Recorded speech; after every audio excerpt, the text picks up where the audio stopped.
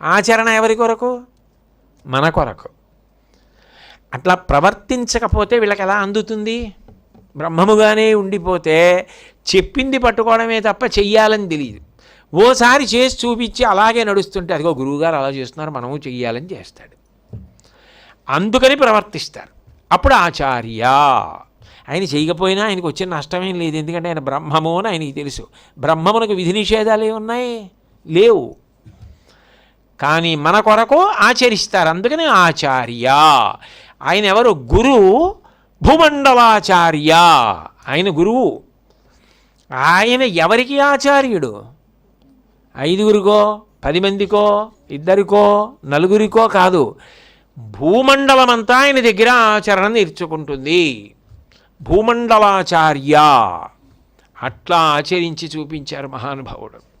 అందుకని గురు భూమండలాచార్యాయ నమః. అయితే గురువుగా అసలు ప్రధానమైనటువంటి కర్తవ్యం ప్రబోధం. శిష్యుల్ని కూర్చోబెట్టుకొని చెప్పాలి. చెప్పేటప్పుడు ఎలా చెప్పాలి అంటే, ఆత్మ చాలా కష్టం లేరా, అవన్నీ అండి 1,000,000 జన్మలు ఎత్తినా నీకు రాదురా, ఆ జ్ఞానం రాదు. ఒకవేళ నువ్వు ఆత్మ నేను ఆత్మ నేను ఆత్మ నేను ఆత్మ అని 3 రోజులు అనుకున్నా, 3వ రోజు నువ్వు లేచేటప్పటికీ నేను కోటేశ్వరరావు నీకు అనిపిస్తుంది. మరి ఈ జన్మకు కాదురా, 1,000,000 జన్మలకి రావడం కష్టం. నేను కాదురా, భగవద్గీతలో కృష్ణుడు చెప్పాడు, బహూనాం జన్మనామంతే జ్ఞానవాన్ మాం ప్రపద్యతే వాసుదేవ సర్వమితి సమహాత్మా సుదుర్లభ. అది చాలా కష్టం లేదు, వదిలి. ప్రస్తుతానికి మనం చేయగలిగింది ఏమిటంటే, ఏదో మనం చేయగలిగిన మంచి పనులు చేసుకుంటూ పో అన్నాం అనుకోండి. అసలు ఆత్మ జ్ఞానకాండ ప్రకరణాలు ఎవడూ చదవడు. మనకి ఎందుకు రాదు అని మనకు అర్థమయ్యేదా ఏమన్నాను కాదు. నీకు అది ఎంతో దూరంలో లేదు, నువ్వు అసలు మొదలుపెట్టు. ఎవరికి అనుభవంలోకి రావాలి? నువ్వు కదా కాశీ వెళ్ళాలి, నీకు కదా అనుభవంలోకి రావాలి. రోజు శంకరాచార్యులు వారు ఇచ్చిన ప్రకరణ గ్రంథాల్లోంచి కొన్ని శ్లోకాలు చదివి ఆ శ్లోకాల్ని బట్టి నిజం కదా, ఇవాళ నాకు బాగా అర్థమైంది ఏంటంటే, నేను స్థూల శరీరం కాదు. ఎందుకంటే నేను ఈ గోళ్ళు తీసేస్తే, ఆ గోరు బారేస్తే నేను లేకుండా పోలేదు. అంటే ఆత్మ అయితే మొక్కవదు, శరీరం మార్పు చెందుతోంది.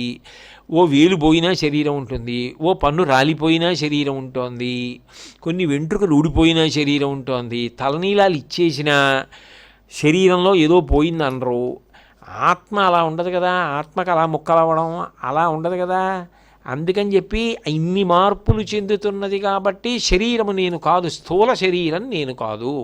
ఇప్పుడు నాకు ఒక్క విషయం అర్థమైంది, ఈ శరీరము నేను అనుకుంటున్నది మాత్రం నేను కాదు. ఇన్ని మార్పులు చెందుతున్నది ఏదో దాని చిట్ట చివరి మార్పు లేకుండా పోవడం, అంటే అది కూడా ఉంటుందన్నమాట ఒక రోజున.